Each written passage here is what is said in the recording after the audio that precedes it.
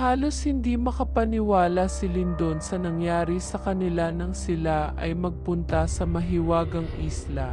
Swerte siya at isa siya sa ilang nakaligtas nang sumalakay ang mga kakaibang nilalang na doon ay naninirahan. Isa siyang baguhan at batang researcher na napabilang at maswerteng nasama sa sikretong eksplorasyon sa sinasabing mahiwagang isla sa isang probinsya. Laking tuwa nila na marating ang islang iyon dahil ayon sa mga kwento bihira lang makita ang isla. Kasama niya ang ilang mga kagaya niyang researcher, scientists at island explorer. Nung una ay naging maayos ang kanilang pagdating at nakakuha siya ng magagandang larawan ng mga halaman at insekto sa pagpasok nila sa isla. Meron rin siyang ilan na nakuha at nailagay sa kanyang dalang mga lagayan.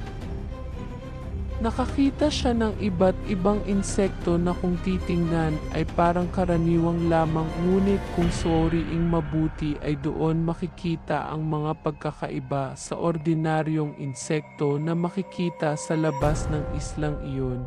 Isa na ang isang paru-paro. Karaniwan lamang itong tingnan, ngunit kapag iginalaw at ipinaspas nito ang pakpak, ay nagbabago ito ng kulay at kumukinang pa. Kinuhanan niya iyon ng larawan, pagkatapos ay sumunod na sa iba papasok pa sa gitna ng isla. Hanggang sa marinig na nila ang sigawan ng ilang mga nauna na. Nang makita niyang nagsitakbuhan pabalik ang iba at narinig na rin niya ang mga putok ng baril, ay saka na rin siya nagpatiunang tumakbo. Tinanong niya pa ang isang nakasabay niya sa pagtakbo. Halata sa mukha nito ang takot, at bago pa man nito masagot ang kanyang tanong, ay nakita na lamang niya ang pagtirik ng mga mata nito, ang pagtalsik ng dugo mula sa liig na natusok ng kung anumang bagay. Hindi siya napasigaw sa sobrang gulat at nang lingunin niya ang pinagmulan ng bagay na nakatusok sa liig nito ay doon na siya napasigaw at nagmamadaling makalayo roon. Nakatusok sa liig ng lalaki ang isang mahabang panusok ng isang malaking insekto. Ang katawan nito ay tila pinagsamang katawan ng dalawang alakdan. Magkabilaan ang buntot nito habang ang gitna noon ay ang pinakaulo nito na may mahabang panusok na parang salamok at may malalaking mata na gaya ng salangaw. Para itong pinagsama-samang insekto na nabuo bilang isa. Kamuntikan pa siyang matusok ng isa, mabuti na lamang ay nakaiwas siya roon at nakapagtago agad sa isang puno, kaya iyon ang natusok nito. Nakahinga siya ng maluwag nang makalabas na siya sa gubat at makasampa sa maliit na barkong gamit nila. Umuwi silang bawas na ang bilang at takot, at the same time nagpapasalamat dahil swerte silang nakaligtas at nakauwi pa sa kanilang mga tahanan.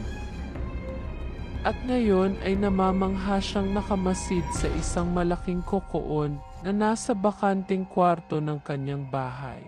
Hindi niya akalain na ang isang maliit na paru-paro ay naging ganito na ngayon sa paglipas ng panahon. Hindi niya napansin noon na sumama pala ito sa kanya matapos niya iyong kuhanan ng larawan. Mula nang maliit ito ay akala niya aalis na ito dahil hinayaan lamang naman niya yun. Hindi naman siya interesado rito dahil nasa mga halaman ang interes niya. Di nagtagal ay nakikita na lang niya ito na nakadapo sa mga halaman at kinabukasan sa paggising niya ay magugulat na lang siyang ubos na iyon. Kaya ang ginawa niya ang naglagay na siya ng mga indoor plants sa loob ng isang kwarto roon na bakante na tila naging tirahan ng paru-paro. At ngayon nga ay ganito na ang itsura nito, nasa loob ng isang malaking kokoon at hinihintay niya kung anumang bagay ang lalabas mula roon. Na-excite na medyo kinakabahan siya sa kung anumang bagay o insekto ang lalabas roon. Kinakabahan siya na baka isa ito sa mga nakita niyang insekto. Hanggang sa kinagabihan, habang pinagmamasdan niya ito ay biglang gumalaw ang bagay na nasa loob nito. Maya pa ay bigla iyong bumukas at lumabas ang katawan ng isang nilalang at nahulog. May katawan itong kagaya ng sa tao. Mahaba ang buhok, maputi, ngunit may parte ng katawan nito na kulay itim at may mga pakpak na gaya ng sa paru-paro. Agad niya itong nilapitan at chinek kung buhay ba ito. Doon niya nakita ang mukha ng isang babae na may malalaking itim na mata. Noon ay hindi ito nagsasalita at kung minsan ay nagiging sagabal ang mga pakpak nito dahil nasasagi nito ang ibang bagay sa bahay.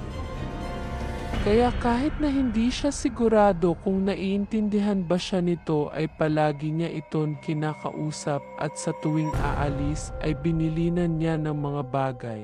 Panay lamang ito panunood sa TV at pagkain sa mga ibinibigay niyang prutas at gulay. Hindi ito kumakain ng mga karne at kung anumang processed foods, kundi prutas at gulay lamang. Hanggang sa isang araw ay nakita na lamang niya na kaya na nitong itago ang mga pakpak nito at ang mga mata nito ay nakayang gayahin ang normal na laki at hugis ng mga mata ng tao. At ang pinaka nakakamangha ay natuto na rin itong magsalita na siyang ikinatuwa ni Lindon. Pinangalanan niya itong Milagrosa. Sa paglipas ng panahon ay naging masaya si Milagrosa sa piling ni Lindon. Minsan pa nga ay tumatabi ito sa kanya sa pagtulog hanggang sa dumating sa punto na hindi na napigilan ni Lindon ang init na nadarama kapag katabi niya ito. Kahit nakakaiba itong nilalang ay babae pa rin ito. Nagulat siya nang biglang pumasok si Milagrosa sa kanyang kwarto. Milagrosa, bakit gising ka pa? Hindi ba't sinabi ko naman sa'yo sa sarili mo ng kwarto ka dapat matulog? Hindi ka dapat naririto. Ngunit mas gusto kong matulog na ikaw ang katabi, Lindon. Milagrosa, nakita niyang inalis nito ang suot na damit at bumukas ang mga pakpak na nag-iba-ibang kulay. Lindon, hindi ba ako maganda sa iyong paningin? Nagulat naman si Lindon sa naging tanong nito at pinagmasdan ang kabuuan ni Milagrosa. Kakaibang nilalang ngunit may magandang mukha at hubog ng katawan. At isa sa mga rason kung bakit ayaw niya nang patabihin ito sa pagtulog ay dahil bilang isang lalaki ay hindi niya maiwasang makaramdam ng ibang sensasyon at init kapag nagkakatabi ang kanilang mga katawan. Malambot at tila may kakaibang halimuyak si Milagrosa na nakadaragdag sa nararamdaman niya. Matinding pagpipigil ang kanyang ginawa, ngunit tila ba si Milagrosa na mismo ang nagbibigay sa sarili nito. Maganda ka, Milagrosa. Napakaganda mo at nakakamangha ka. Kung ganoon ay bakit tila ba ako'y iyong iniiwasan, Lindon, Milagrosa? Lalaki ako at babae ka. May mga bagay na baka magawa ko sa'yo na hindi mo naman nais. Baka hindi ko mapigilan ang sarili ko. Kaya mas mabuti pang hindi na tayo magtabi sa pagtulog. Lumapit si Milagrosa sa kanya. Naamoy na naman niya ang napakabango nitong halimuyak na nakapagpapadarang sa kanya.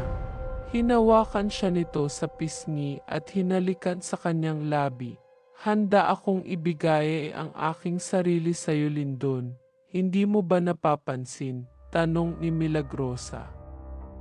Saglit na napatitig si Lindon sa babae at dahil sa sinabi nito, hindi na niya pinigilan ang nararamdaman pa at sinunggaban na ito ng halik.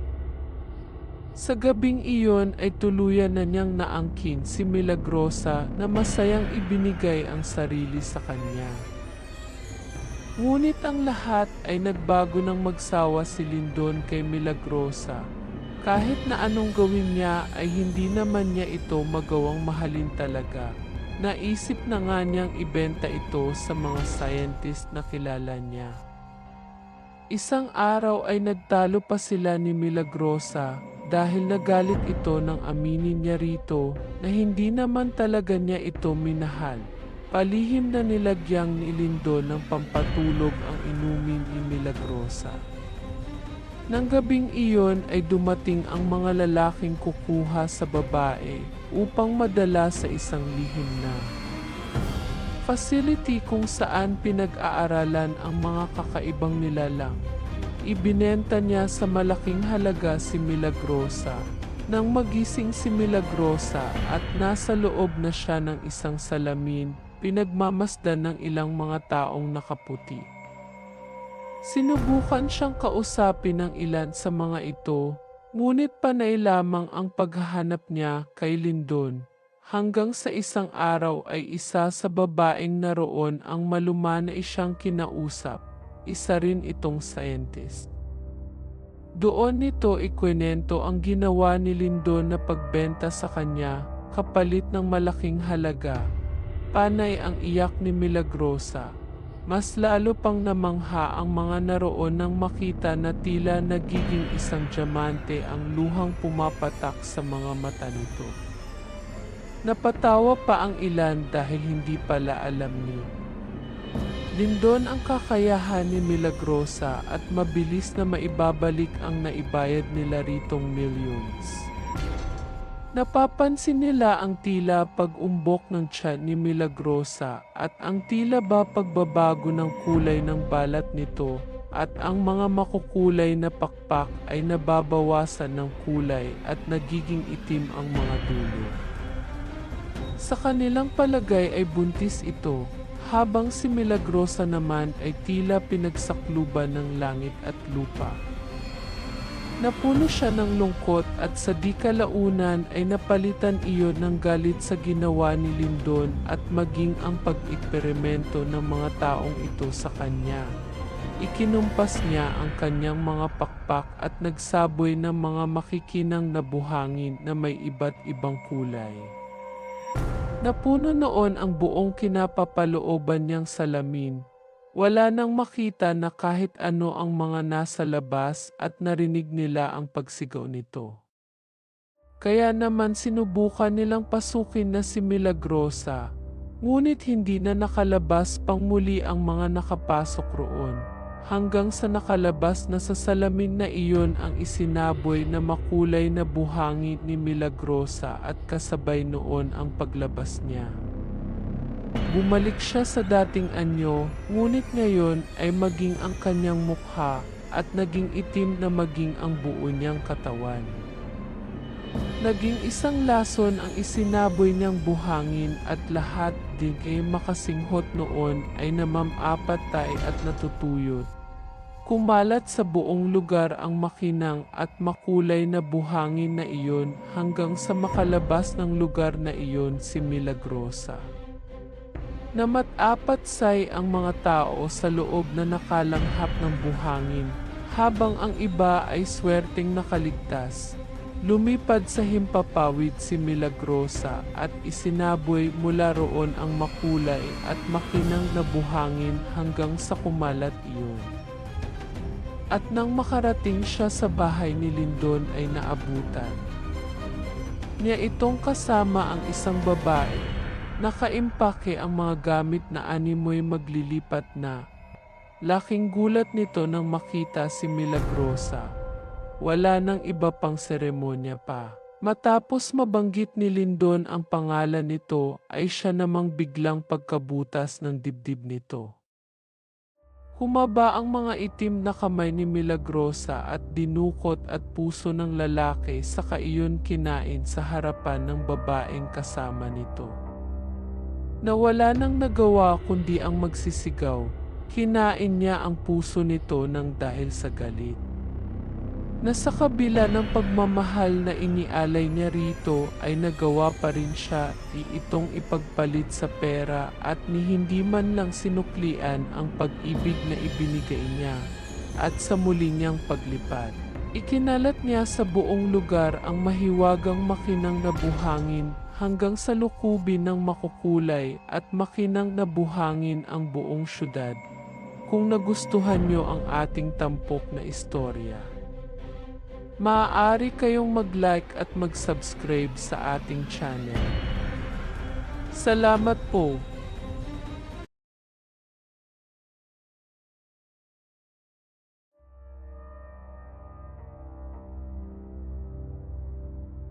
Sa isang liblib na baryo sa Bulacan, kilala ang magkasintahang sina Helena at Loreto bilang masayahin at magiliw sa mga kapitbahay.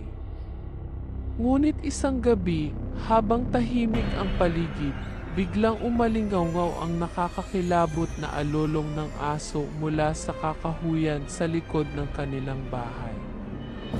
12:00 ng hating gabi, wala namang aso sa bandaron, di ba? Tanong ni Helena kay Loreto habang sila'y nagkakape sa teres. Nga, pero sabi ng matatanda, kapag may alulong sa hating gabi, may kaluluwang hindi matahimik, sagot ni Loreto. Halatang nag-aalala, kinabukasan, may balitang kumalat, nakita raw ang multo ng isang lalaking duguan sa tabi ng sapa. Ilang matatanda ang nagsabing siya raw ang dating magnanakaw na pinagbabaril ng mga tanod noon at hindi na nakita pa ang bangkay. Simula noon, gabi-gabi na lang naririnig ang alulong, palakas ng palakas. Lalong kinilabutan si Helena ng isang gabi, bigla siyang nagising sa malamig na hangin at pagtilamsik ng ilaw. Sa kanyang paanan, may aninong parang nakatitig sa kanya. Hindi siya makagalaw, Loreto, sigaw niya, ngunit walang sumagot. Bigla niyang napansin, bukas ang pinto ng kwarto. Lumabas siya, nanginginig at hinanap si Loreto. Sa sala, may bakas ng putik at may bumagsak na larawan nila, basag ang salamin. Sa ilalim ng larawan, may sulat kamay na mensahe. Alam ko na ang lihim ni Loreto, natigilan si Helena. Anong lihim? Kinabukasan, kinausap niya si Aling Rosing, ang matandang naninirahan sa kabilang bahay. Doon niya nalaman ang kasaysayang ikinagulat niya, si Loreto. Siya ang huling nakitang kasama nung magnanakaw bago ito nawala, bulong ni Aling Rosie. Sabi nila, kaibigan daw niya iyon. Pero hindi siya nagsalita kahit kailan, mas lumalim ang kutob ni Helena. Kaya't isang gabi, sinundan niya si Loreto ng palihim. Laking gulat niya nang makita ang nobyo sa kakahuyan. May dalang pala at tila may hinuhukay. Lumapit siya. Loreto, anong ginagawa mo? Nanlaki ang mata ni Loreto. Helena, hindi ka dapat nandito. Anong tinatago mo? Tahimik si Loreto. Hanggang sa unti-unting lumitaw mula sa hukay ang isang bungo at kalansay. Ako ang pumatay sa kanya, Helena. Nahuli niya akong nagnanakaw sa baryo. Papalpak ang plano namin noon. Ako ang bumaril sa kanya.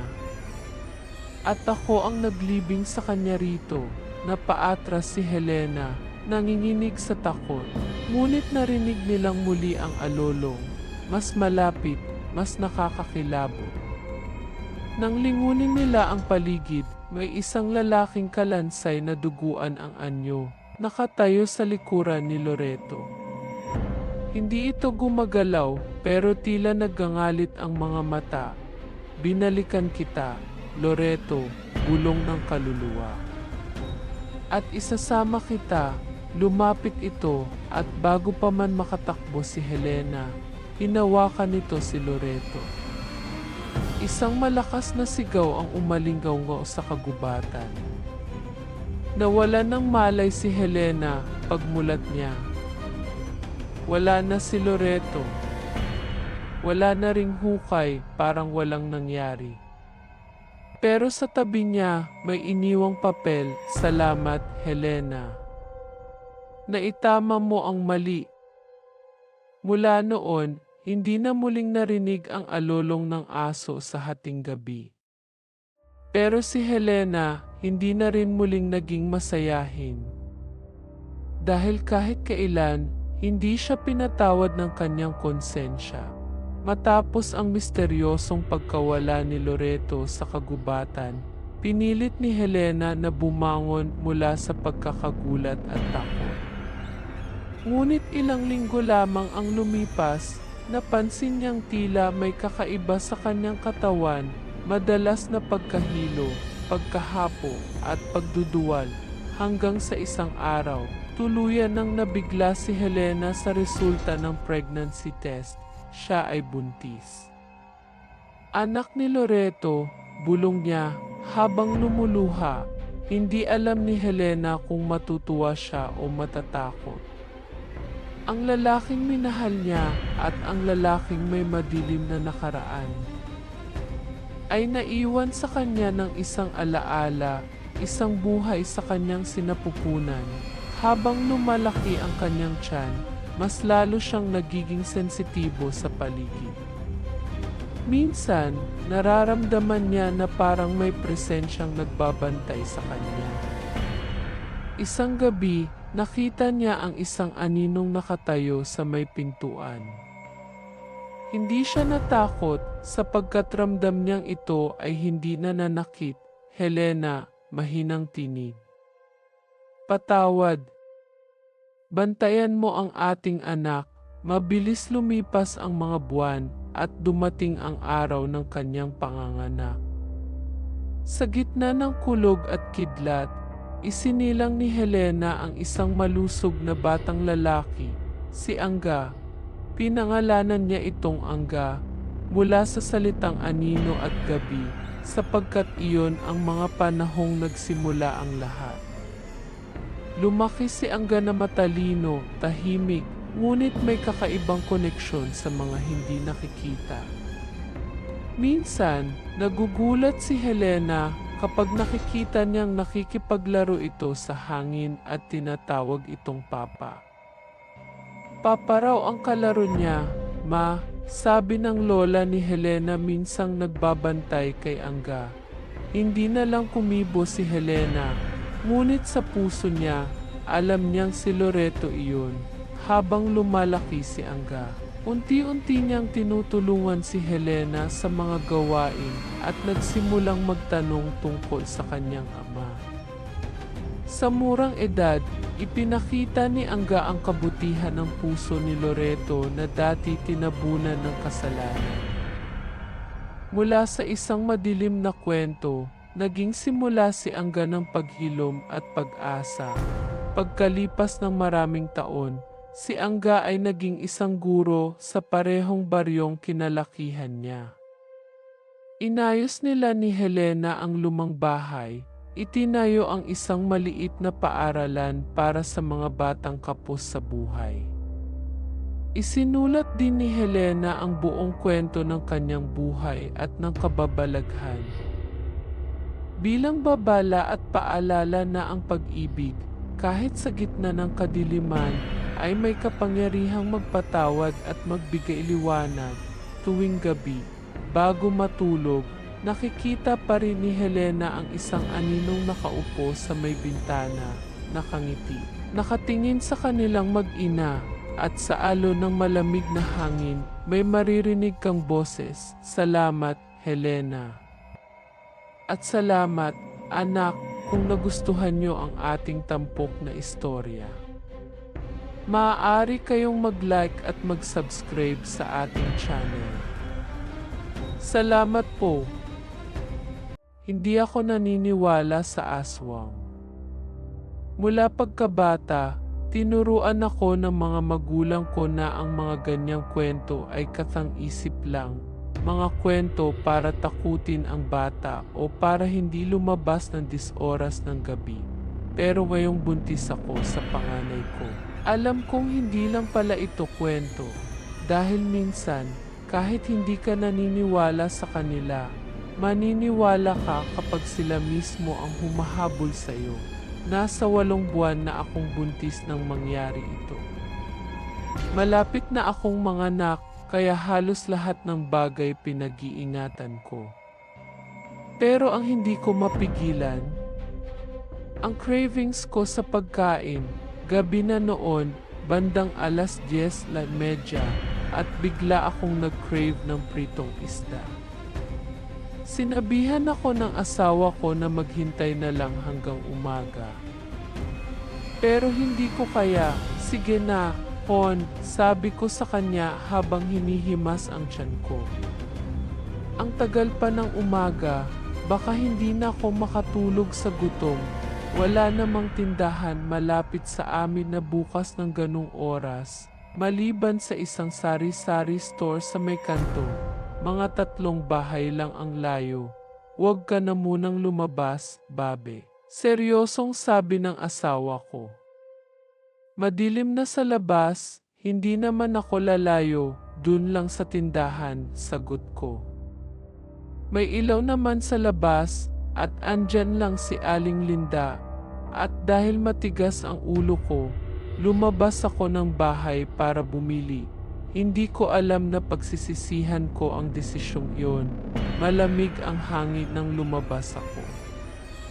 Tahimik na ang paligid at ang tanging ilaw ay galing sa poste sa may kanto at sa loob ng tindahan ni Aling Linda. Nakita ko siyang nakaupo sa harap ng counter, abala sa panonood ng kung ano sa kanyang lumang cellphone. Magandang gabi po, Aling Linda, bati ko habang lumapit sa tindahan. Napatingin siya sa akin, pero hindi siya agad sumagot. Para bang may bumabagabag sa kanya. Anong sayo, iha?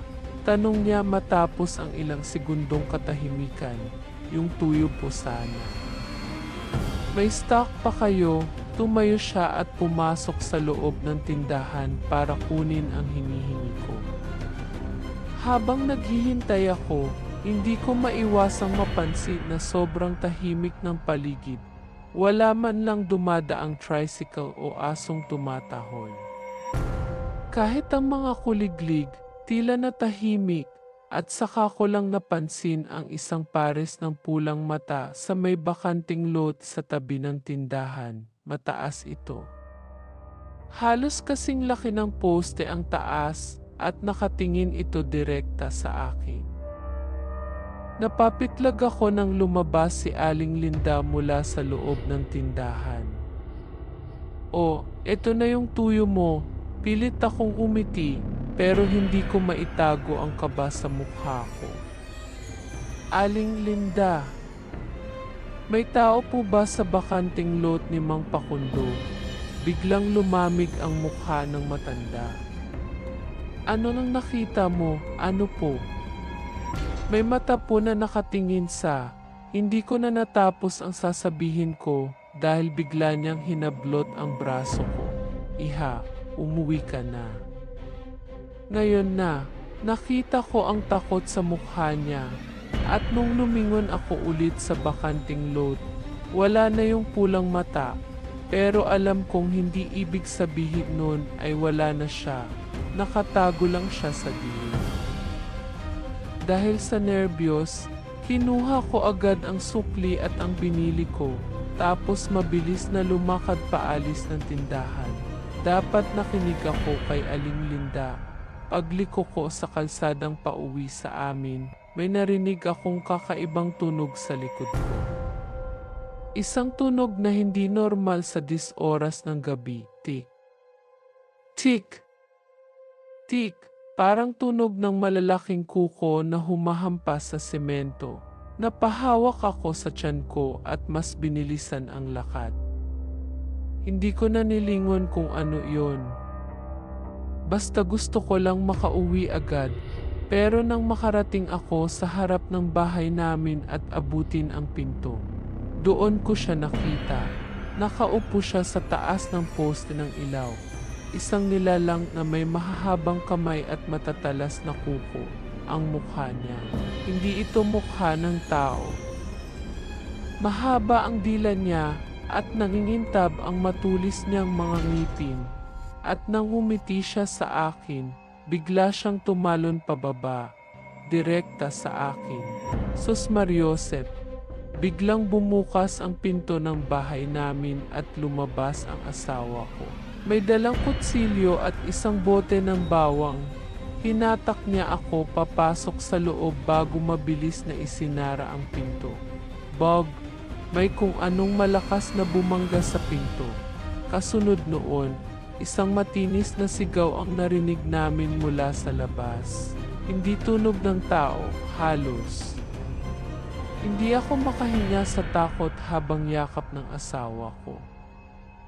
Hon, ano yun? Huwag kang matakot. Andito na ako, bulong niya. Pero kahit sa mga mata niya, alam kong takot din siya. Dahan-dahan siyang sumilip sa bintana. Hawak pa rin ang kutsilyo. Wala nang tao sa labas, pero isang bagay ang naiwang ebidensya na hindi lang ito isang bangungot. May malalalim na gasgas sa kahoy na pinto namin, para bang sinubukang kalmutin ng isang napakalaking hayop. Hindi na ako muling lumabas ng bahay ng mag-isa, lalo na kapag gabi. Lalo na sa huling buwan ng pagbubuntis ko, si Aling Linda. Kinausap siya ng asawa ko kinabukasan. Hindi na siya nagtaka. Matagal nang may aswang sa lugar natin, sabi niya. Pero hindi sila basta nagpapakita. Kapag buntis ka, iba ang amoy mo sa kanila, iba ang tingin nila sa amin, hindi bilang tao, kundi bilang pagkain. At kahit anong gawin ko, alam kong hindi ito ang huling beses na may susubok kumuha sa anak ko. Nanganak ako ng maayos at malusog ang baby ko. Pero tuwing napapatingin ako sa bintana ng kwarto namin, hindi ko maiwasang kabahan dahil minsan kapag tahimik na ang lahat, may naririnig akong tunog sa labas, tik, tik, tik at doon ko naaalala, minsan kahit hindi ka naniniwala sa aswang, maniniwala ka kapag sila mismo ang humahabol sa iyo. Kung nagustuhan nyo ang ating tampok na istorya, maaari kayong mag-like at mag-subscribe sa ating channel. Salamat po! Nakagawian na ng mga Pilipino ang makipaghalubilo o dumalo sa mga pagdiriwang katulad ng pista, binyag, kasal o maging sa kaarawan. Madalas ang mga dumadalo ay ating kakilala, kamag-anak o kaibigan ng ating kaibigan na malugod naman na tinatanggap ng may-ari ng bahay na pinagdiwangan ng okasyon. Nakaugalian din ang magbalot ng mga pagkain upang may maidala sa bahay. Tawagin niyo na lamang ako sa palayaw na Sonia, hindi ko tunay na pangalan. May asawa na at 2 mamagandang anak. Nakatira kami sa lugar ng probinsya ng Capiz. High school lamang ang aking natapos kaya maaga akong nakapang-asawa. Wala rin akong may matinong trabaho dahil minsan ang nagpe-pedicure lang ako at madalas ay nasa tambayan kasama ang mga kumare ko. Simple lang ang aming pamumuhay. Isang barangay tanod si Patricio, ang aking mahal na asawa, samantalang nag-aaral naman sa high school si Elise at nasa elementarya ang aking bunso na si Erica. Hindi ko maitatanggi na isa ako sa mga Pilipinong mahilig dumalo sa anumang klase ng okasyon at pagkatapos ay magbabalot ng pagkain. Sa loob ng 34 na taon akong nabubuhay sa mundo ay hindi ko na mabilang kung ilang bahay na ba ang napuntahan ko dahil sa mga pagkain. Naniniwala kasi ako sa sarili kong kasabihan na ang buhay ay parang pagbabalot ng pagkain. Kung sakaling magugutom ka, may nakahanda ng extra. Maring Carlota, gandang-ganda natin ngayon ah. Saan destinasyon mo? Tanong ko sa isa sa mga kumare ko rito sa aming barangay. Kasalukuyan akong nakatambay sa maliit na tindahan ni Marlon, kilalang Marites sa aming lugar at nagkataon na napadaan si Maring Carlota. Pupunta ako sa mall ngayon, Maring Sonia. Nagkita kasi kami kahapon ng kaibigan ko na nagmula sa Batangas. Ikakasal na siya sa linggo kaya inimbitahan ako. Agad na tugon nito na ikinatayo ko. Sino iyon, Mare? Mayaman ba? Pangusisa ko na ikinangiti niya. Tumpak, Mare. Sobrang yaman na, sagot niya. Mare, pasama naman ako, saad ko na hindi naman niya tinanggihan. Saglit pa kaming nagkwentuhang dalawa bago siya nagpaalam. Nang araw din na iyon ay naghanda ako ng maisusuot ko at syempre, hinanda ko rin ang babaunin kong Tupperware. Mabilis na lumipas ang araw at sumapit ang nakatakdang araw ng kasal ng kaibigan ni Maring Carlota. Katulad ng napag-usapan ay sinama niya ako. Sabay kaming pumunta sa simbahan kung saan isinagawa ang seremonya ng kasal. Sobrang bagot na bagot pa ako ng mga oras na iyon sa loob ng simbahan. Halos magdadalawang oras itinagal ang seremonya dahil nagdrama pa ang mag-asawa. Grabe, ang init naman dito, Mare. Ni snacks ay wala tayo. Reklamo ko pa kay Maring Carlota habang papalabas kami ng simbahan, ngunit wala akong may nakuhang sagot mula sa kanya. Marami ang bumati sa bagong mag-asawa. Niyaya pa nga ako ni Maring Carlota na makibati rin at kahit na ayaw ko talaga wala akong may nagawa kung hindi ang napilitan na bumati sa kanilang dalawa. Hindi nagtagal ay muli kaming nagbiyahe patungo sa bahay ng bagong mag-asawa kung saan inilagay ang reception. Nang makarating kami ay napangiwi ako sa nakita. Ang buong akala ko ay malamansyon ang bahay ng mag-asawa dahil sa mga kasuotan ng mga ito, ngunit hindi naman pala at isa pa mukhang hindi masarap ang mga pagkain na nakahain sa hapagan. Hindi hamak na mas malaki pa pala ang bahay ni Kaengkong sa kanila Magkaiba lang dahil gawa sa semento iyong kanila samantalang gawa naman sa kawayan kila Kaengkong. Komento ko sa bahay ng mag-asawa na siya palang narinig ni Maring Carlota. Mare naman, nandito tayo upang makipagdiwang, pagsuway niya sa akin. Sa totoo naman Maganda lang tingnan ang bahay ng mag-asawa dahil sa kulay at gawa sa semento. Totoo naman, Maring Carlota, sa katotoo kayang semento iyan o baka naman plywood lang. Dugtong ko pa kaya mabilis niya akong hinila papunta sa hapagan. Nagbitawan pa muna ng mga mensahe ang MC, maging ang mag-asawa pagkatapos ay nagdasal bago nagsimula ang pagkain. Siyempre, hindi ako nagpahuli sa pila. Haba-haba kaya ng pila alangan naman na mag-inarte pa ako. Menudo, adobo, dinuguan at paksiw ang mga ulam na kinuha ko.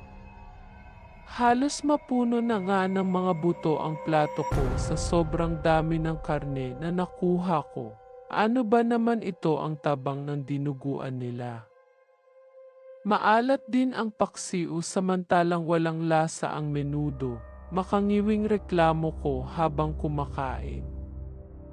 Kumuha rin ako ng isang tasa ng salad at 2 soft drinks. Nakihingi rin ako ng cake at cupcake na ayon kay Maring Carlota para sa mga ninang lang sana. Ano ka ba naman, Mare? Sila dapat ang mahiya dahil bisita nila tayo. Saad ko pa sa kanya ng pagbawalan niya ako. Tingnan mo iyang babaeng iyan, nakapaarte naman kung kumain. Napakahinhin, hagikik ko pa habang ningunguso ang babae na nasa kalagitnaan banda nakaupo. Nabaling naman ang tingin sa matabang babae na kung kumain ay halos ubusin na ang lahat ng mga pagkain na nakapatong sa lamesa. Pustahan tayo, Mare.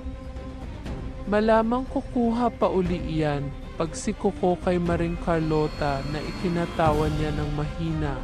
Mare, huwag mong kalimutan na ipagbalot ako mamaya ha. Samahan mo rin ng litson, puto sa spaghetti, paalala ko pa sa kanya. Ilang oras pa ang ginulgul ko sa pagkain nang makaramdam ng pagtawag ng kalikasan. Kaya nagpaalam ako kay Mare bago walang pahintulot sa may-ari na pumasok ako sa loob ng bahay. Medyo malawak naman pala sa loob kaya naligaw pa ako sa kakahanap ng banyo. Hindi nagtagal ay nakita ko rin ito kaya malaya kong nailabas ang basura sa tiyan ko. Nang matapos ay pumunta ako sa sala. Sinuri ko ang mga kasangkapan nila na gawa sa babasagin. Babasagin pa talaga binili nilang gamit, akala mo naman tatagal at saka baka sa Divisoria lang nila ito binili. Komento ko sa mga gamit nila. Napaupo rin ako sa kanilang sofa at doon ko napagtanto na malambot iyon pero hindi kasing lambot ng upuan nila, Kapitan Tingko. Ang dami-dami din nilang bisita, marami kaya ang nag-sponsor ng mga ginstos nila. Dugtong ko pa bago nagpasya na pumunta sa kanilang kusina. Maraming putahe pa naman sa labas at bago pa ako maubusan kailangan ko ng makasandok at makapagbalot. Nang makarating ako sa kanilang kusina ay napangiwi ako dahil sa sobrang lawak.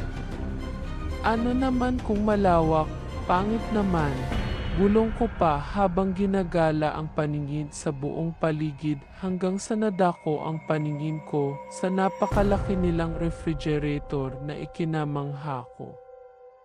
Naisip ko pa na sa sobrang laki noon ay malamang napakadaming pagkain sa loob noon. Kapag kukuha ako ng kahit tsokolete dyan ay hindi nila mapapansin.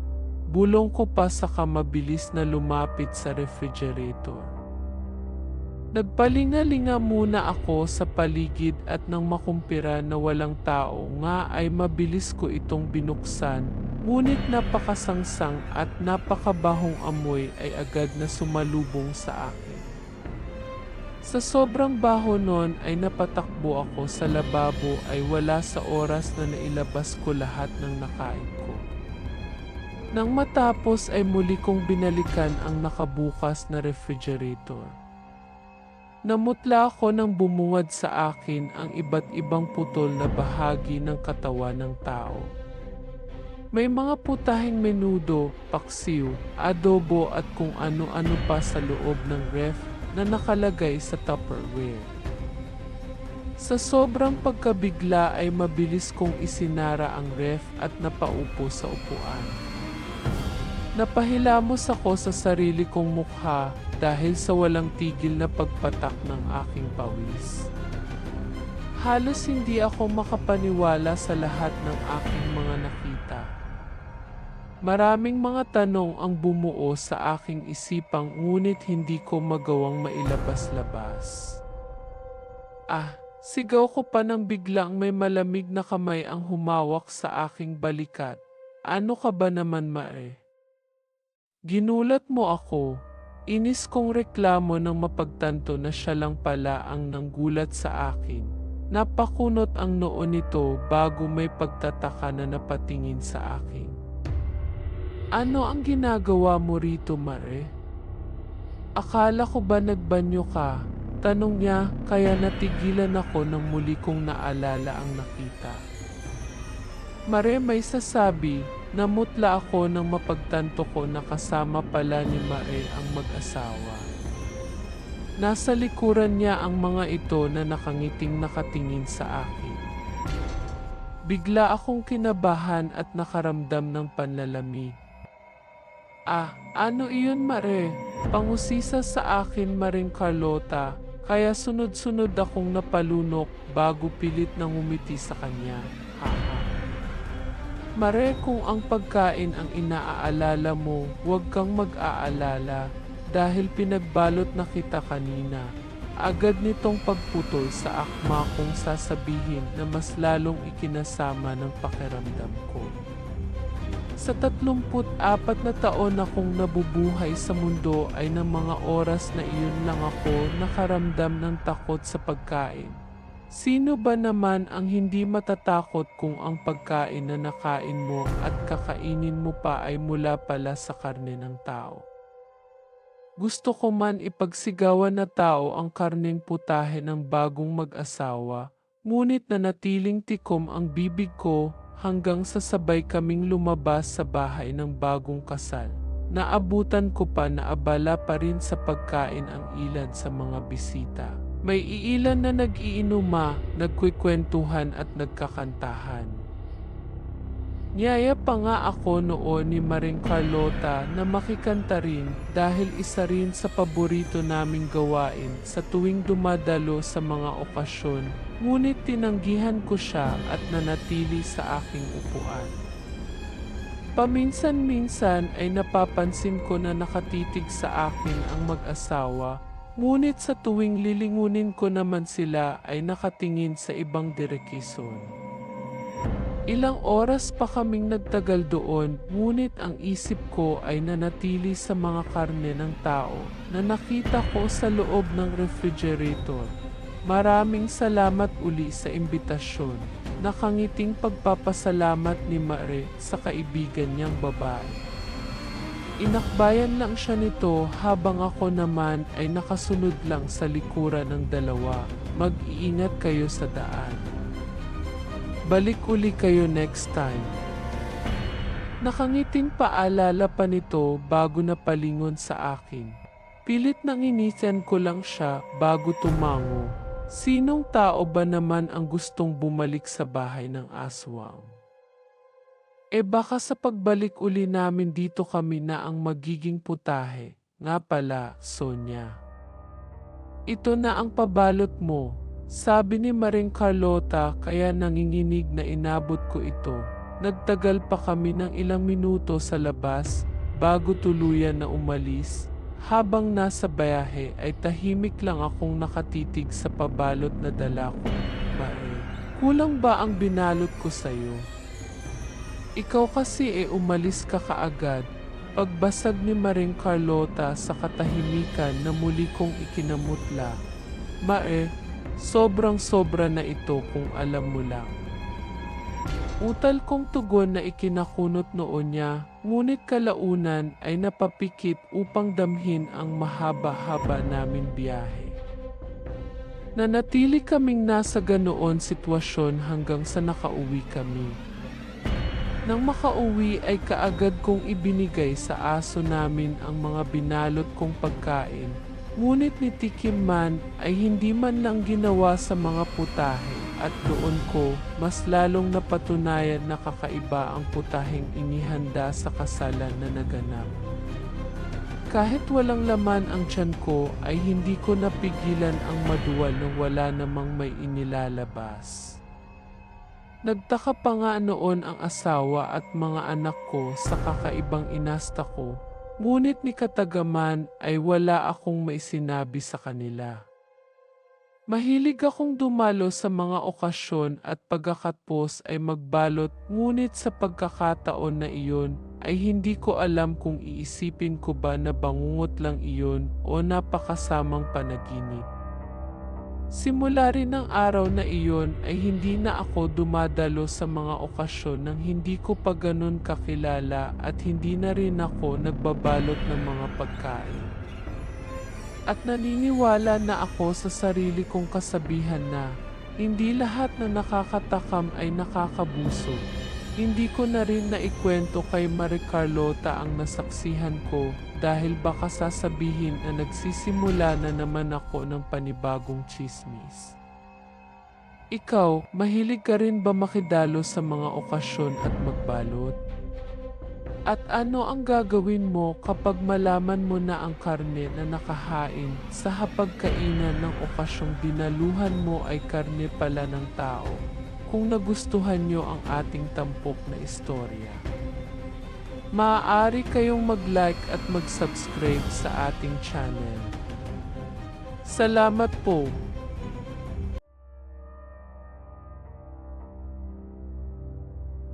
Minsan, kapag nagmamahal tayo, hindi natin nakikita ang maling nagagawa natin. Ang masakit, hindi rin natin napapansin ang pagmamalasakit ng ibang tao dahil nakagapos tayo sa nakikita lamang ng ating mga mata. Si Bernardo ay isa sa pinakamasipag sa kanilang baryo. Matikas at matipuno, hindi man siya ganoon kagwapuhan, ngunit labis siyang kinagigiliwan ng mga taga-baryo, lalo na ng kanyang ina, si Aling Mantang. Sa tulad ni Bernardo, wala ka nang hahanapin pa. Maagang naulila sa ama si Bernardo, kaya siya ang tumulong sa ina sa maliit nilang bukirin. Araw-araw, binabagtas niya ang kalahating kilometrong daan papuntang ilog upang mag-igib. Tuwing umaga, 3:00 pa lang, nasa bukid na ang binata. Ganito ang kanyang nakasanayang buhay. Kaya naman sa edad na 25, wala pa siyang kasintahan. Sa kanyang pagiging mahiyain, hindi man lang siya nakahawak ng kamay ng isang dalaga. Kahit may kasiyahan sa kanilang lugar, mas pinipili niyang manatili sa bahay at makipag-usap sa kanyang mga alagang hayop.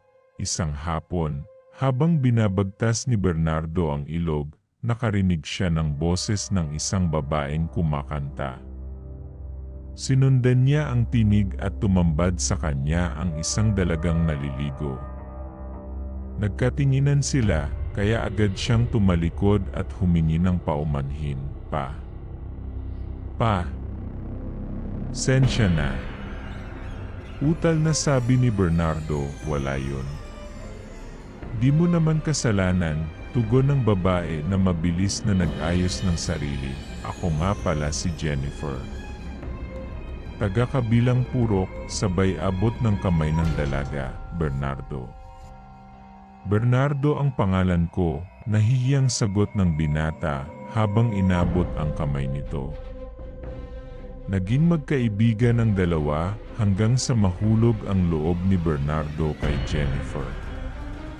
Pinili niyang suyuin ang dalaga. Si Jennifer ay isang babaeng inaasam ng lahat, maganda at kaakit-akit. Ngunit may isang bagay na hindi pangkaraniwan sa kanya. Ngunit may nagbago, napabayaan na ni Bernardo ang kanyang responsibilidad sa kanilang tahanan. Halos umaga na kung umalis at gabi na rin kung umuwi. Labis itong ikinabahala ng kanyang ina, Bernardo, layuan mo ang babaeng yan, mahinang tinig ng kanyang ina, Nay. Mahal ko si Jennifer. Sagot ni Bernardo, sa mataas na boses, isang bagay na hindi niya pa nagagawa sa kanyang ina, anak naman. Hindi mo ba alam? Lahi sila ng mga demonyo. Wala akong pakialam at hindi niyo ako mapipigilan. Sabay alis niya sa kanilang bahay. Labas sa pinto, sinalubong siya ng kanyang mga kaibigan na kanina pa nakikinig. Sinubukan nilang pakalmahin si Aling Mantang. Aling Mantang, parang hindi na si Bernardo ang nakikita namin. Iba na siyang umasta, sabi ni Badong. Aling Mantang, Kinausap na rin namin si Bernardo, pero binunot niya ang kanyang sundang at itinuro sa amin, dagdag ni Felix, noong isang araw, parang nag-iba ang boses niya. May sinasabi siyang hindi namin maintindihan at pinaghaharabas ang mga puno ng saging. Sobrang nakakatakot, dugtong pa nito. Lungkot na lungkot si Aling Mantang. Ang tanging nagawa niya ay lumuhod sa harapan ng altar at taimtim na manalangin, "Mahabaging Diyos, tulungan mo po ang anak kong si Bernardo." Isang umaga, umiyak si Jennifer, "Bakit, mahal ko?" Tanong ni Bernardo, "Hindi mo ako mahal," sagot ng dalaga, "Mahal kita." "Lahat ay gagawin ko para sa'yo," sagot ng binata, "Talaga?" "Sige, dalhin mo sa akin ang ulo ng kaibigan mo," utos ng babae. Walang alinlangan itong sinunod ni Bernardo. Kinaladkad niya sa sagingan ang dalawang kaibigan, si Badong at Felix, na wala ng buhay, punong-puno ng taga sa katawan. Bago malagutan ng hininga si Felix, nasabi pa nito, "Magkakaibigan. Ga. Ay. Tayo. Ba. Kit mo kami." Ginaganito. Pagkatapos, ginilitan ni Bernardo ang dalawa at kinuha ang kanilang mga ulo upang ihandog kay Jennifer. Nagimbal ang buong baryo sa nangyari. May pumunta sa bahay ni Bernardo upang mag-imbestiga, ngunit wala silang natagpuan. Muli, humiling si Jennifer kay Bernardo, puso ng mga bata. Walang pag-aalinlangan itong sinunod ng binata. Kinabukasan, nagising ang baryo sa iyakan at hiyawan. Maraming bata ang nawalan ng puso. Nang gabing iyon, tila isang hayok sa dugo si Bernardo. Halos madapa siya sa harapan ni Jennifer, parang asong ulol, upang ialay ang kanyang hiling. Hindi niya alam, siya rin ang susunod na biktima, pagdating ng kabilugan ng buwan. Itinakda na ang huling sakripisyo. "Bernardo, mahal mo ako, di ba?" Tanong ni Jennifer, "Lahat ay gagawin ko, mapasaya ka lang," sagot ni Bernardo. "Kung gayon, pagsapit ng hating gabi, ialay mo sa akin ang iyong puso. Sa simula pa lang ng pagkakilala ko sa iyo, maging ang buhay ko ay para sa iyo." Sagot ni Bernardo, dahil si Bernardo ay isang birheng lalaki, siya ang huling kasangkapan upang maisagawa ang ritual. Nang gabing iyon, nakahiga na siya sa isang bilog na may korteng bituin, na babalot ng puting kumot. Sinimulan na ni Jennifer ang ritual.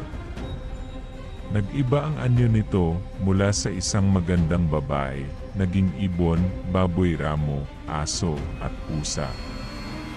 Namula ang kanyang mga mata, naging magulo ang buhok, at isang halakhak ang umalingaw kasabay ng kulog at kidlat. Ngunit bago pa matapos ang ritual, isang babaeng tumakbo papasok sa silid, si Aling Mantang.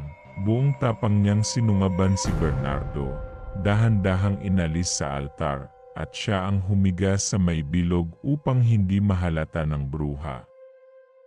Itinuloy ni Jennifer ang ritual.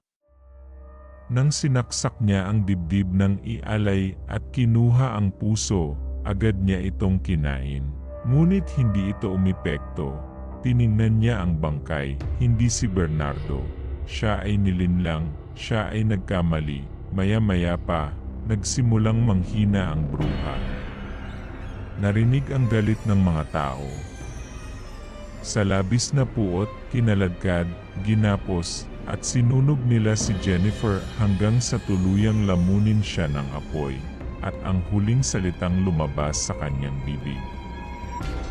"Babalik ako." "Akin ka, Bernardo." "Akin." Nagising si Bernardo at natauhan sa lahat ng nangyari. Ngunit huli na ang lahat, nakita niya ang kanyang ina, wala ng buhay. Puno ng pagsisisi ang kanyang puso, ngunit wala na siyang magagawa. Makalipas ang ilang taon, tuluyang nanahimik ang baryo. Ngunit nanatiling mag-isa si Bernardo.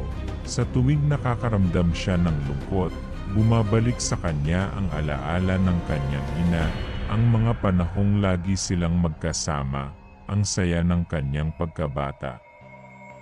Madalas siyang dalawin ng kanyang pinsan mula sa Maynila. Tuwing dumadalaw ito, sinasalubong niya ito sa terminal. "Bernardo, kamusta?" Tanong ng pinsan niya. "Ayos naman," sagot ni Bernardo. "Mag-isa ka lang umuwi?" "Hindi, may kasama ako." Tinawag nito ang kasama at biglang nabuwal si Bernardo. "Jennifer, si Bernardo, pinsan ko." "Bernardo, kamusta?" Habang nakalahad ang kamay ng isang pamilyar na figura.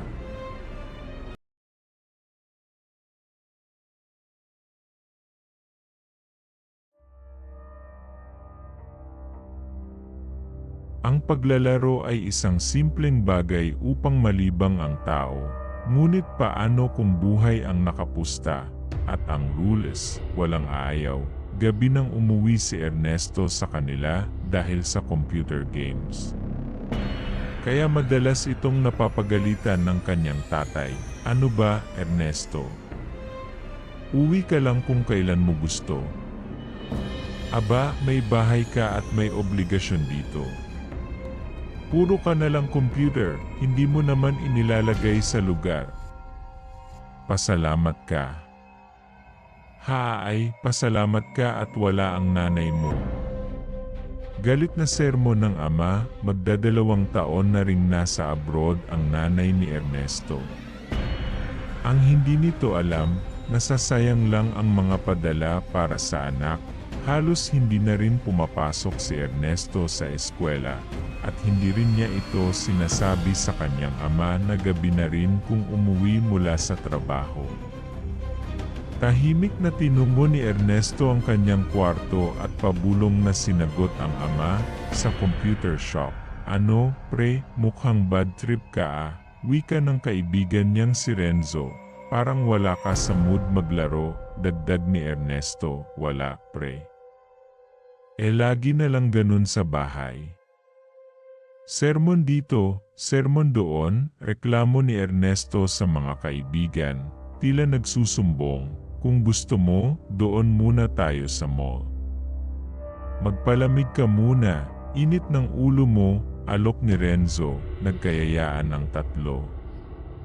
Habang nasa mall, may nakatawag ng pansin sa kanila, isang cosplay na pamilyar sa kanilang laro ang nakita. Lumapit ang tatlo at agad nagpalitrato. "Gusto niyo bang maglaro?" "Maganda ang premyo," sambit ng cosplay sa nakakakilabot na boses. Inabot nito ang isang papel, isang limited code na napakamahal at bihira lang makuha. Tuwang-tuwa ang tatlo. "Sige, sasali kami," sabay-sabay na sagot ng magkakaibigan. "Sundan niyo na lang ang mga nakasulat sa papel." "Your body and soul is mine," bulong nito sa nakakapanindig balahibong tono.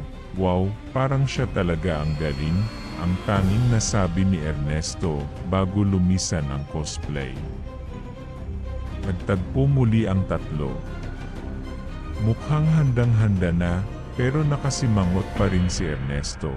"Pre, ang pangit mo na naman ah," biro ni Renzo, "na, baka mawala ka na naman sa focus at matalo tayo." "Sayang ang premyo, ilang buwang baon ko rin yun bago mabili," dagdag ni Ernesto. "Wala to, si Papa kasi, ayaw akong payagan kaya tumakas ako." "Hayaan nyo na, sanay na ako sa sermon, tingang kawali na lang pag-uwi." Maya-maya, isang van ang sumundo sa kanila.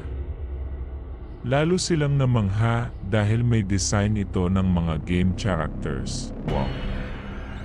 Sabay-sabay nilang sambit, sa loob ng van ay tumutugtog ng rock music kaya lalo silang nainganyo.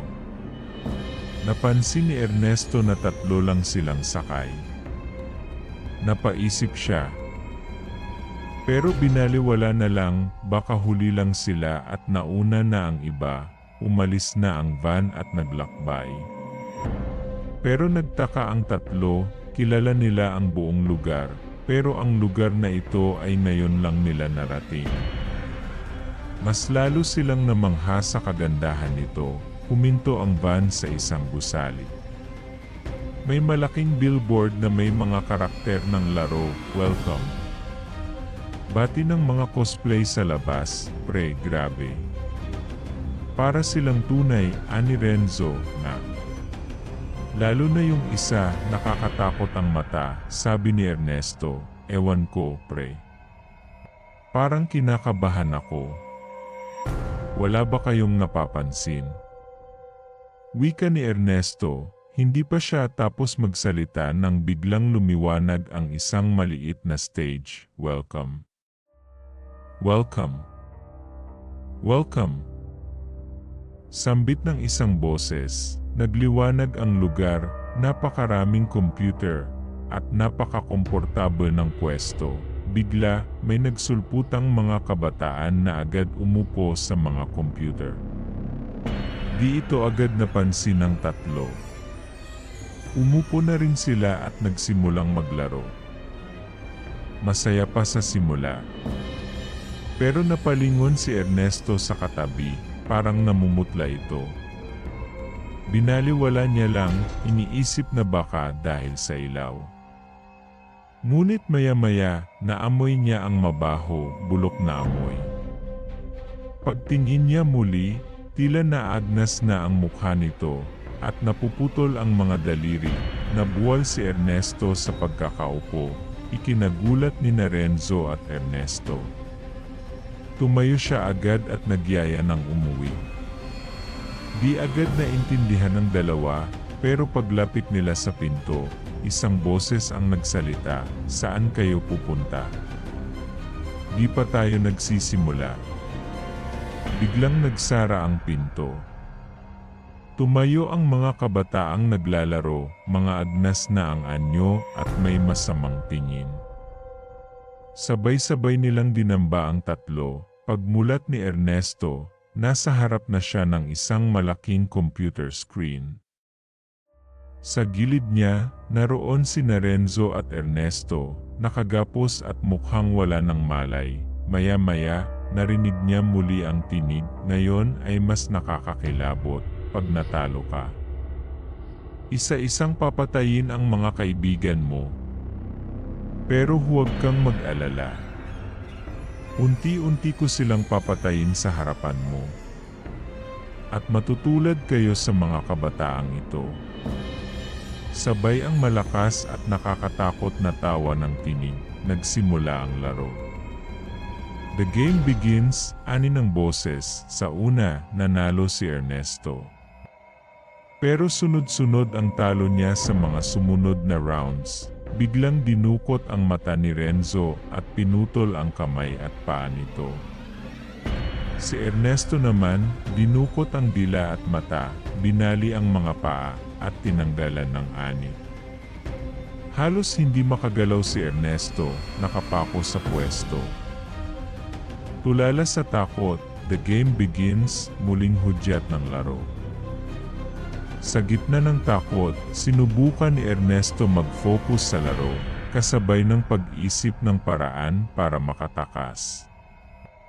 Bigla niyang naalala ang lagi sinasabi ng kanyang lolo noong bata pa siya, dahil lapitin siya ng mga elemento, laging magdala ng asin. Naalala niya, may asin siya sa bag na nakasukbit sa kanyang bewang.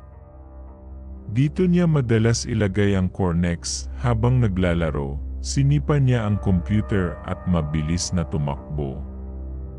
Hinarang siya ng mga kabataan na parang zombie, kaya sinabuyan niya ito ng asin. Agad nagsyalisan ang mga ito, waring natatakot, maging ang dalawang bantay sa pinto, mahahaba ang dila at mukhang naagnas, ay sinabuyan niya rin ng asin. Hindi makagalaw ang mga ito. Biglang lumabas ang lalaking may pamilyar na tinig, ang parehong lalaki sa mall na nag-abot sa kanila ng papel, hindi ka makakatakas. Dahil ngayon, ikaw ay magiging isa sa amin. Ha ha ha! Sigaw nito, hinubad nito ang balat sa mukha na kanina pa nagbabalat, wala itong mga mata, at parang bibig ng pating ang bunganga. Agad nitong sinunggaban si Ernesto, at inihagis, halos mabali ang mga buto niya sa paa. Napatingin siya sa kalunos-lunos na sinapit ng mga kaibigan, nilalamon na ng mga naagnas na kabataan, at ng dalawang bantay. Pinagpira-piraso nila ang mga katawan ng kanyang mga kaibigan, mga uhaw sa laman.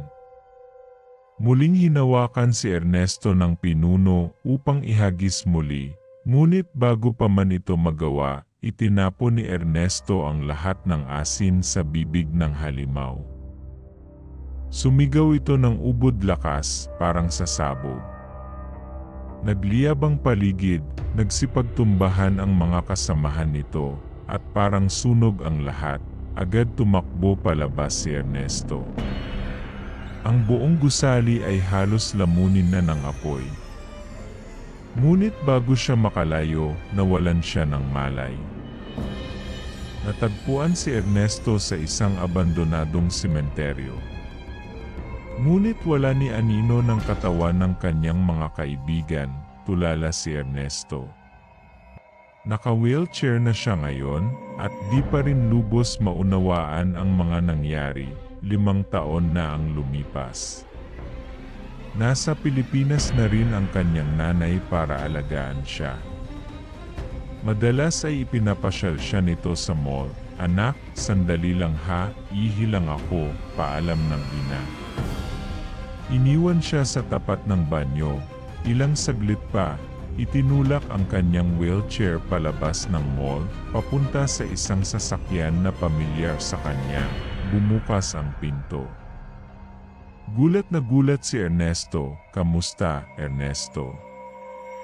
Bati ng isang nilalang, masama ang tingin, nalalagas ang mukha, "Renzo, Ernesto."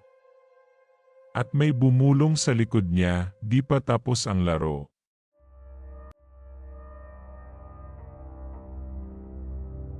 Mula nang lumipat si Patricia sa probinsya ng Bulacan, tila ba may malamig na hanging laging sumusunod sa kanya.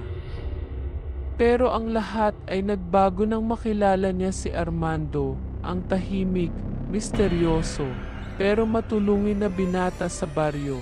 "Patricia, kung may kailangan ka, huwag kang mahihiyang lumapit," laging paalala ni Armando sa kanya, sabay ngiti. Isang ngiting may tagong lungkot at takot. Habang lumalalim ang kanilang pagkakaibigan, hindi na iwasang mahulog ang loob ni Patricia kay Armando. Sa ilalim ng buwan, palihim silang nagkikita sa tabing ilog, nagkukwentuhan, naglalakad, at minsan ay magkahawak pa ng kamay. Ngunit may kakaibang nangyayari tuwing kabilugan ng buwan, isang gabi.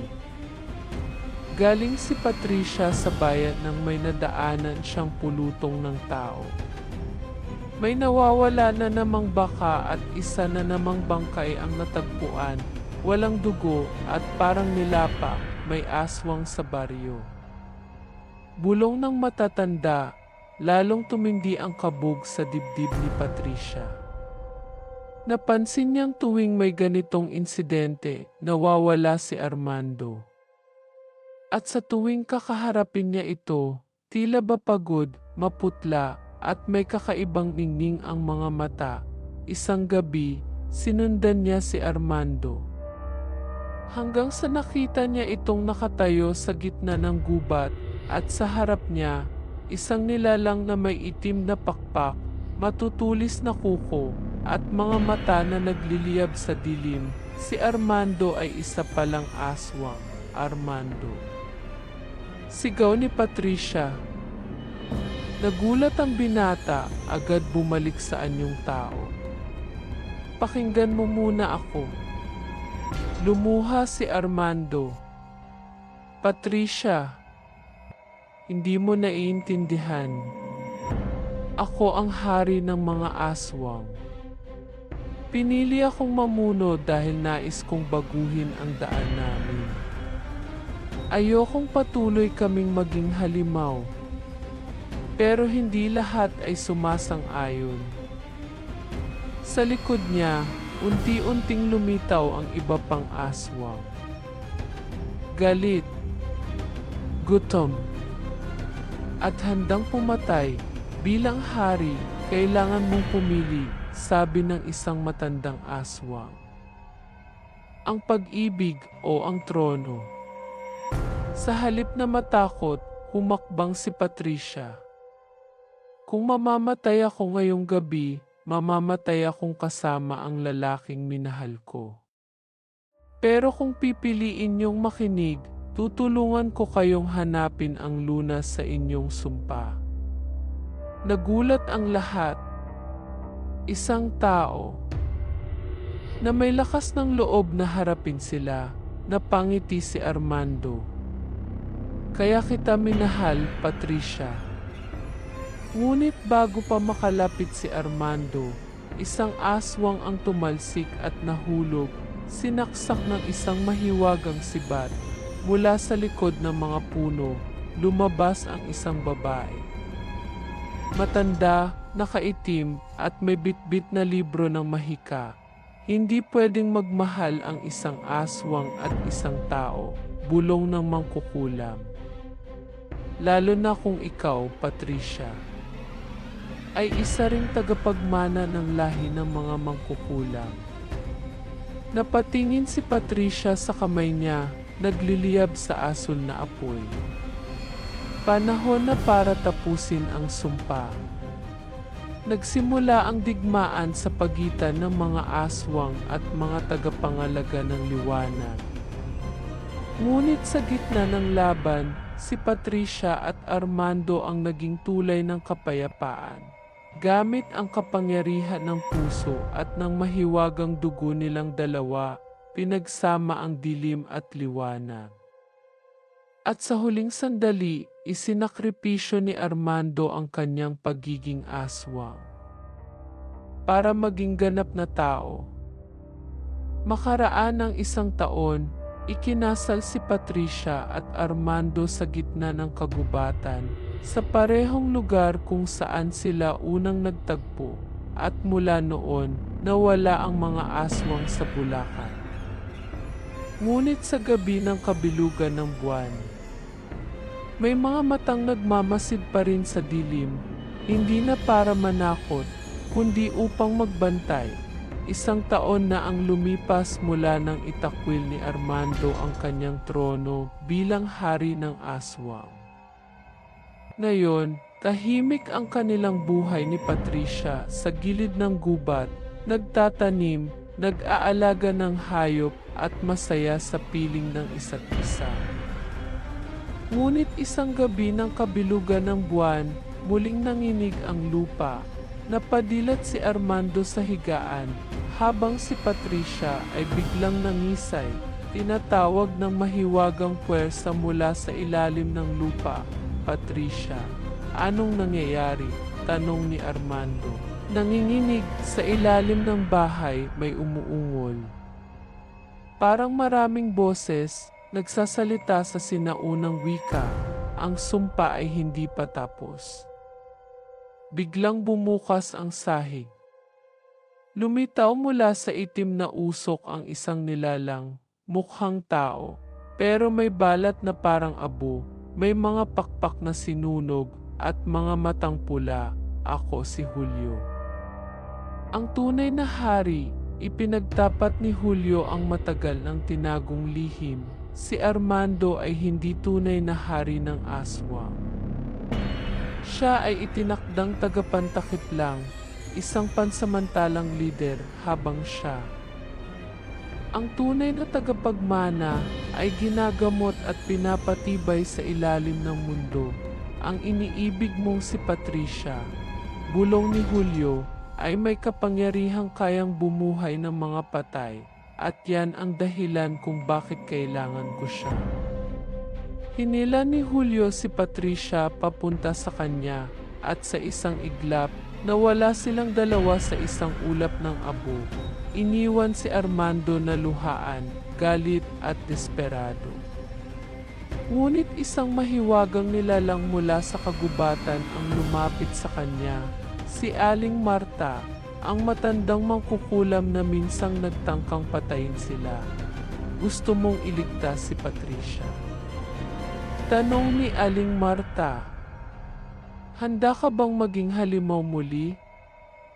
Para sa kanya, kahit maging impyerno pa ang kapalit. Bitbit ang panibagong sumpa at kapangyarihan, bumalik si Armando sa mundo ng mga anino, tinatahak ang madugong daan papunta sa sentro ng kadiliman, kung saan naghihintay si Julio at si Patricia na unti-unting nababalot ng kapangyarihan ng kamatayan. Ngunit si Patricia, kahit hawak ni Julio, ay hindi sumusuko. Sa kanyang puso, buhay pa rin ang pag-ibig kay Armando, at ito ang nagsisilbing panangga niya laban sa buong hukbo ng mga nilalang ng dilim. Nagtagpo sa gitna ng apoy at abo sina Armando at Julio. Isang duelo ng dating hari at ng itinatagong tagapagmana. Sa bawat suntok, kagat at sigaw, umuugong ang mundo sa ilalim ng lupa, ngunit sa huli, hindi lakas ang panalo. Kundi ang pagmamahal, si Patricia ang tumapos kay Julio, gamit ang mahiwagang orasyon at halik ng pag-ibig na siyang nagpabalik sa kaluluwa ni Armando. Bilang isang nilalang ng liwanag at dilim, hindi na muling bumalik ang mga aswang, sapagkat sa bagong daigdig, ang mga nilalang ng dilim at liwanag ay nagkasundo, at sina Patricia at Armando naging bagong tagapangalaga ng balanse sa pagitan ng dalawang mundo. Sa tuwing may kabilugan ng buwan, makikita sila sa bundok, magkasama, magkahawak, binabantayan ang daigdig, at kung makaramdam ka ng malamig na hangin sa gabi, huwag kang matakot. Baka sila iyon, nagbabantay.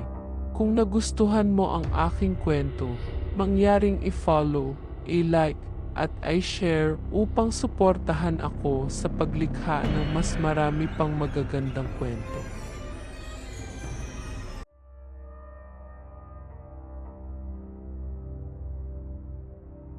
Si Menandro ay isang mabait at matulunging negosyante. Lumaki siya sa hirap, kaya likas na sa kanya ang pagtulong sa mga nangangailangan. Hindi niya nakakalimutang tumulong sa mga mahihirap at magbigay sa charity.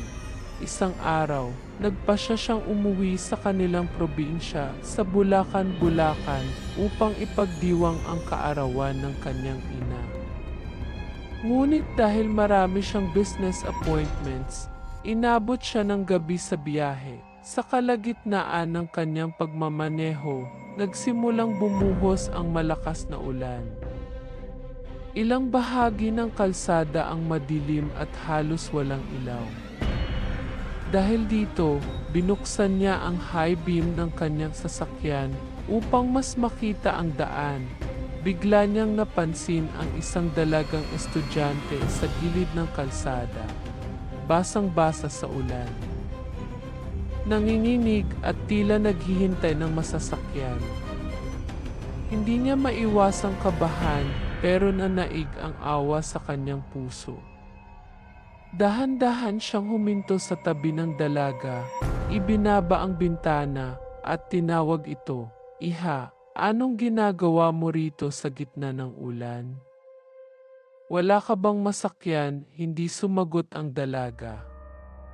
Nakayuko lamang ito, ang mahaba niyang buhok ay nakatakip sa kanyang mukha, sumakay ka na.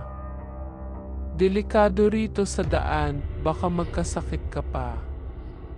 Hindi kita sasaktan, gusto ko lang tumulong, mahinahon ngunit may pag-aalalang sabi ni Menandro. Tahimik ang dalaga. Ilang segundo ang lumipas bago siya marahang tumingin kay Menandro.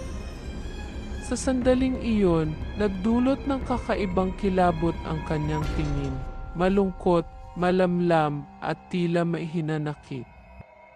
Ngunit sa huli, dahan-dahan siyang sumakay sa sasakyan. Habang bumibiyahe sila sa gitna ng malakas na ulan, tinangka ni Menandro na kausapin ang dalaga. Saan kita ihatid? Tanong niya, pero hindi ito sumagot. Anong pangalan mo? Muli niyang tanong, pero nanatiling tahimik ang dalaga. Sa halip na sumagot, itinuturo lang nito ang direksyon na kanilang tatahakin. Napaisip si Menandro. Baka mahiyain lang, bulong niya sa sarili. Makalipas ang ilang minuto, nakarating sila sa isang lumang bahay. Ang paligid nito ay tahimik at madilim, tanging ilaw mula sa loob ang nagbibigay liwanag. Tumigil siya sa tapat ng gate. Dito ka ba nakatira? Tanong niya. Marahang tumango ang dalaga at lumabas ng sasakyan nang hindi lumilingon. Nakatingin lang si Menandro habang pinagmamasdan itong pumasok sa loob ng bahay. Nang makaalis na siya, hindi niya maiwasang makaramdam ng kakaibang pakiramdam, parang may kung anong bumabalot sa kanyang dibdib. Ngunit hindi niya na lang ito pinansin. Kinabukasan, matapos ang masayang selebrasyon ng kaarawan ng kanyang ina, nagdesisyon siyang bumalik agad sa Maynila. Ngunit habang binabaybay ang daan, bigla siyang napaisip tungkol sa dalagang hinatid niya kagabi. Kamusta na kaya siya? Baka nagkasakit siya dahil sa ulan. Dadaanan ko nga ulit yung bahay nila. Pagdating niya sa bahay ng dalaga, bumaba siya ng sasakyan at kumatok sa pinto. Ilang saglit lang ay bumukas ito at isang matandang babae ang sumalubong sa kanya. Magandang araw ho, pasensya na po sa abala. Ako po si Menandro, isang negosyante mula sa Maynila. Kagabi po ay may hinatid akong dalagang estudyante dito dahil inabutan siya ng ulan. Gusto ko lang ho sanang kamustahin siya at mag-abot ng kaunting tulong. Nanlaki ang mata ng matanda, kita sa mukha ang pagkagulat at lungkot. Anong sinabi mo, iho? Nautal na tanong nito. Hinatid ko ho kagabi ang anak niyo. Yung dalagang estudyante na basang-basa sa ulan. Hindi siya gaanong nagsasalita pero itinuro niya ang bahay na ito. Nanginginig ang boses ng matanda habang sumagot, imposible, iho. Ang anak ko ay matagal nang wala, naguluhan si Menandro. Ano hong ibig niyong sabihin? Lumunok ng laway ang matanda bago nagsalita muli. Ang anak ko ang nag-iisang dalagang estudyante na nakatira dito. Pero isang taon na ang nakakalipas mula nang masagasaan siya sa daan, sa parehong lugar kung saan mo siya nakita. Ginabi siya noon sa paggawa ng school project. Ang nakabangga sa kanya ay hindi huminto. Iniwan siyang duguan sa kalsada. Parang binuhusan ng malamig na tubig si Menandro. Nanlambot ang kanyang tuhod at kinilabutan siya sa narinig. Hindi ho. Hindi ho maaaring siya yun. Narito siya kagabi. Kahit hindi siya nagsalita, buhay siya. Maluha-luhang umiling ang matanda. Madalas siyang nagpaparamdam, iho. Maraming beses na ring may nakakita sa kanya, lalo na kapag umuulan. Napatingin si Menandro sa loob ng bahay. sa isang dingding na may nakasabit na larawan. Nang tingnan niya ito ng mabuti, nanindig ang balahibo niya, ang nasa larawan ay ang dalagang sumakay sa kanyang sasakyan kagabi. Napalunok siya at napaatras, hindi makapaniwala sa nangyari. Sa kabila ng takot, kinuha niya ang dalang sobre ng tulong at iniabot ito sa matanda. "Pasensya na ho. Wala man akong maibigay para sa kanyang buhay. Sana makatulong ito kahit kaunti." Maluha-luhang tinanggap ito ng matanda. "Salamat, iho. Kahit wala na siya, alam kong gusto niyang makatulong ka pa rin sa iba." Bago umalis, nag-alay si Menandro ng dasal sa harap ng bahay ng dalaga. Habang nakayuko at nananalangin, dama niya ang banayad na ihip ng hangin na parang isang pasasalamat. At sa kanyang pag-alis, sa salamin ng kanyang kotse, saglit niyang nakita ang refleksyon ng dalaga, nakangiti at tila nagpapaalam. Hindi na muling bumalik si Menandro sa lugar na iyon. Ngunit habang buhay niyang dala ang alaala ng huling sakay ng isang kaluluwang hindi matahimik. Kung nagustuhan niyo ang ating tampok na istorya, maaari kayong mag-like at subscribe sa ating channel. Salamat po!